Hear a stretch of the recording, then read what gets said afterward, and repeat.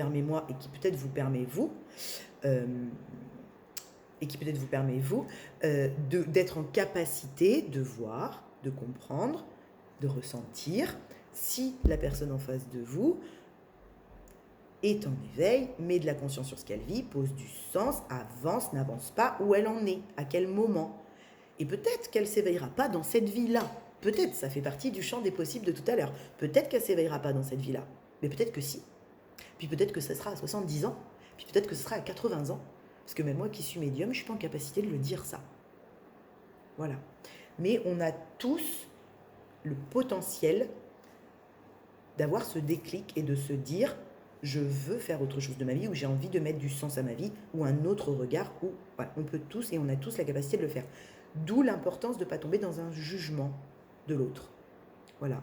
Parce que quelqu'un qui s'éveille, il peut avoir fait des dégueulasseries avant, hein, on est d'accord. Il peut avoir fait du mal, alors pas consciemment, hein, pas consciemment, je parle pas d'un tueur en série là, hein, ça, c'est encore autre chose, hein, les gros crimes et les gros traumas, c'est encore autre chose, on ne traite pas de la même manière. Je vous parle de toutes les personnes comme nous qui travaillent, qui s'éveillent à ça, et qui peuvent avoir sur leur chemin de personnages égotiques avant, avoir vécu et fait et mis en place des actes dans la matière, pas joli, pas jobard. Voilà, d'accord ? Mais pour autant, ça ne nous donne pas le droit de dire qu'un jour, ils ne seront pas différents. Ou qu'ils ne prendront pas pleine responsabilité de toutes leurs actions passées, qu'ils s'en pardonneront eux-mêmes et qu'ils auront la capacité, un jour, à un moment donné, de demander pardon aux autres à qui ils ont pu faire mal ou blesser. Voilà, d'être authentique, quoi. Et ça ne se fait pas comme ça non plus, hein. Ce ne sera pas demain. Donc, il faut leur laisser du temps.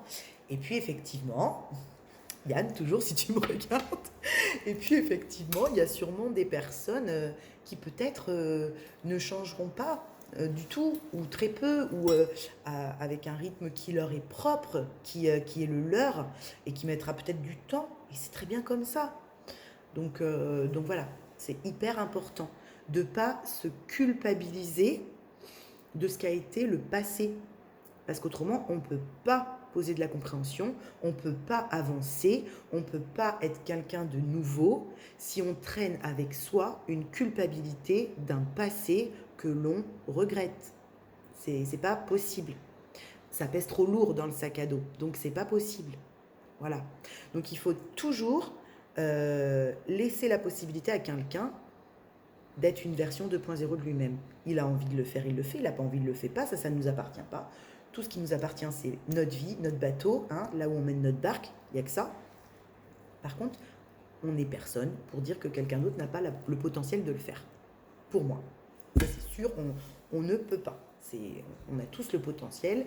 On a tous une lumière qui nous est propre. À nous de la faire briller comme on a envie. À nous de l'animer comme on veut. Voilà. Je suis peut-être pas très claire, mais je ne sais pas si ça passe bien. Mais en tout cas, c'est ce qu'on me demande de faire passer puissamment. De ne pas emmener dans ce parcours d'éveil une culpabilité d'actes passés. Voilà, c'est très important. Très important. Le passé reste au passé.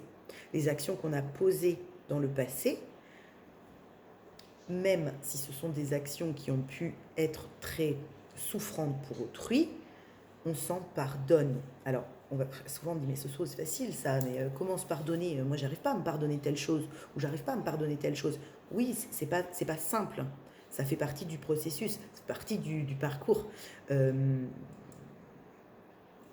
Moi, j'ai demandé pardon à mes enfants, par exemple. Voilà, c'est-à-dire que quand j'ai commencé à m'éveiller, à comprendre des choses, j'ai aussi compris que l'éducation que j'avais pu leur donner par moment, en pensant être une maman super et tout le bastringue et tout ceci et tout cela, en fait, je leur avais pas permis de s'exprimer dans leur émotionnel, en fait. Je les avais surtout surprotégés en les empêchant de vivre ce qu'ils avaient à vivre, vous voyez ? Et quand on s'en rend compte, ça, alors qu'on pense qu'on a toujours fait du mieux qu'on pouvait avec nos enfants, ça met une petite calotte quand même. Vous voyez, ça met une petite calotte. Parce qu'ils ont aussi, les enfants, à vivre ce qu'ils ont à vivre. Et ce pourquoi ils sont venus le vivre. On ne peut pas les empêcher de se prendre des murs. On ne pourra pas les empêcher de se prendre des murs. On va essayer, mais ça sert à rien. Ça sert à rien. On les surprotège, on les empêche de comprendre la vie et de mettre du sens de plus en plus tôt sur ce qu'ils vivent. Donc, moi, j'ai fait des erreurs avec mes enfants, ça c'est certain, parce que j'étais très fusionnelle. C'est pas bon non plus d'être trop fusionnel avec ses enfants, parce que on les étouffe et c'est pas mieux. Bon, voilà, plein de choses comme ça, où quand je m'en suis rendu compte, à chacun, j'en ai 3, à chacun, je leur ai dit, voilà, excusez-moi, c'est vrai qu'aujourd'hui, ça serait aujourd'hui, je referais différemment la façon dont je vous ai éduqué. Mais je veux dire, eux, pour grandir aussi, ça leur a fait du bien de l'entendre. Et moi, ça m'a fait du bien de l'exprimer, ce pardon. Vous voyez? Parce qu'avant de leur demander pardon, je m'étais pardonné moi. J'étais pas avec cette capacité d'éveil à l'instant où mes enfants étaient petits, les deux plus grands, hein.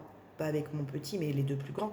J'avais pas cette capacité d'éveil-là. Je posais pas ce sens-là sur ma vie. Donc je vais pas m'auto-flageller d'avoir eu un comportement très terre à terre, très basique, très mère-poule quelque part, hein, très avec mes enfants, puisque je n'étais pas en capacité de faire autrement.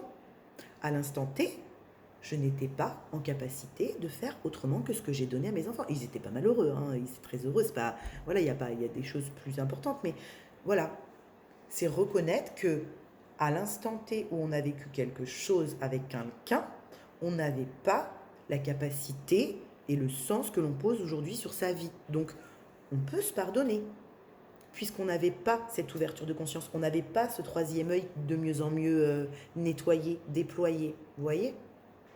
Donc du coup, pardon, pardonne-toi, demande-toi pardon, parce que de toute façon, tu ne vas pas t'auto-flageller de quelque chose qu'on ne t'avait pas encore permis, autorisé à découvrir, pour faire autrement, vous voyez? C'est ça. Et maintenant, le cadeau, c'est que le cadeau, c'est qu'on te permet de t'éveiller, on te permet de te réveiller, on te permet d'apprendre des choses sur toi, de poser de la conscience et du sens. Me dis merci. Tu te dis pardon, puis après, tu te dis merci. Voilà. C'est plus facile. C'est mieux. Et puis, ramener de la légèreté tout le temps. Hein. Faut arrêter de mettre toujours de la lourdeur dans les situations, parce que c'est 2 fois plus compliqué à traiter quand on fout de la lourdeur et quand on fait sa drama queen tout le temps. C'est beaucoup plus compliqué. Alors je comprends hein, que des fois on ait besoin d'être en mode un peu drama queen et victime de la life, mais une fois pareil qu'on s'en rend compte, bon allez, hein, on se ramasse par terre soi-même et on y retourne et on y va. La victimisation n'aide en rien. Elle peut être un palliatif à un certain moment quand on ne comprend pas et qu'on est fatigué, mais plus vous restez dans la victimisation, plus vous vous clouez au sol tout seul. C'est une évidence. On n'est jamais seul, même si on le pense très fort. Moi, j'ai pensé très fort, très souvent que j'étais seule. On ne l'est pas. Voilà, donc cette petite capsule sur la négativité magie noire a dérivé un petit peu comme ça, mais c'est très bien, parce que c'est comme ça qu'elle passe, c'est comme ça qu'on me demande de la livrer, donc c'est très bien. Voilà, le non-jugement, c'est pas facile à mettre en place, mais c'est très important pour se pardonner soi déjà, de ne pas se juger, parce que quand on juge sévèrement quelqu'un d'autre, ou qu'on a tendance à juger beaucoup les autres, c'est qu'on est très dur avec soi-même déjà, c'est qu'on se juge soi-même intérieurement très fort. Donc déjà, en arrêtant de se juger soi-même sur ce qu'on vit, sur ce qu'on a vécu, on a beaucoup moins tendance à aller juger autrui. Vous verrez. Voilà. Et puis quelqu'un qui vous envoie un peu de dégueulasserie, de la négativité, de la médisance par jalousie, par ceci, par cela, il y en aura toujours. Il y en aura toujours dans votre vie. Tout le temps. Je veux dire, les gens ont chacun leur propre évolution, et il y aura toujours des gens envieux, des gens jaloux. Enfin, le monde est fait comme ça. Et en même temps, ces personnes-là qui ont choisi cette incarnation ou pour faire travailler d'autres personnes, ils vont alimenter ça. Bon, j'ai envie de vous dire, allez, on leur dit merci, quoi. Hein, comme hier. On leur dit merci parce qu'ils viennent nous conforter dans le fait qu'on fait ce travail-là pour nous et que on sort de ça, parce qu'à un moment on a aussi pu être jaloux, à un moment donné dans votre vie vous avez aussi pu être envieux, à un moment donné, si vous réfléchissez bien, inconsciemment vous avez peut-être aussi manipulé, genre on le fait tous quoi à un moment donné. Donc voilà, c'est plus facile de ne pas être dans le jugement quand on regarde soi comment on a fonctionné et qu'on se pardonne et qu'on sort de ça.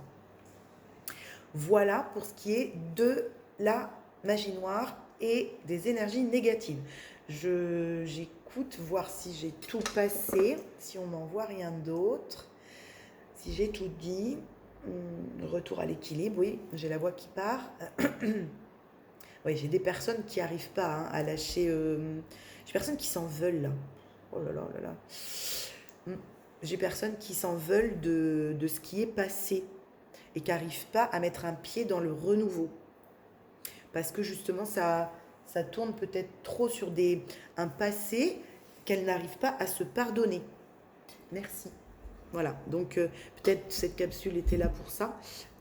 Et ça me donne mal à la tête. Donc oui, je pense qu'il y a des personnes vraiment qui n'arrivent pas à se pardonner des actes passés ou à se pardonner des mots passés avec, dans n'importe quelle situation, mais du coup qui emmènent ça tout le temps avec eux dans leur renouveau.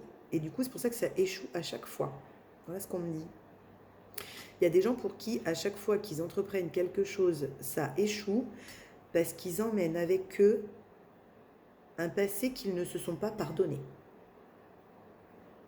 Voilà. Parce qu'ils n'ont pas compris pourquoi ils l'ont vécu. Ok. À aller voir. À aller voir éventuellement. Voilà. À aller voir. Quelle croyance ouais, on me renvoie aux croyances limitantes parce que je pense qu'il y a des gens à qui ça parle, hein, si ça vous parle, vous prenez, si ça vous parle pas, vous prenez pas. Il y a des gens qui entament des choses avec le cœur, avec plein de convictions, mais qui embarquent avec eux des croyances limitantes qui ont fait leur temps. Voilà ce qu'on m'envoie. Qui ont fait leur temps, qui n'ont plus lieu d'être, et du coup qui à chaque fois les entravent dans leur renouveau. Et pourtant, ils veulent y aller dans ce renouveau.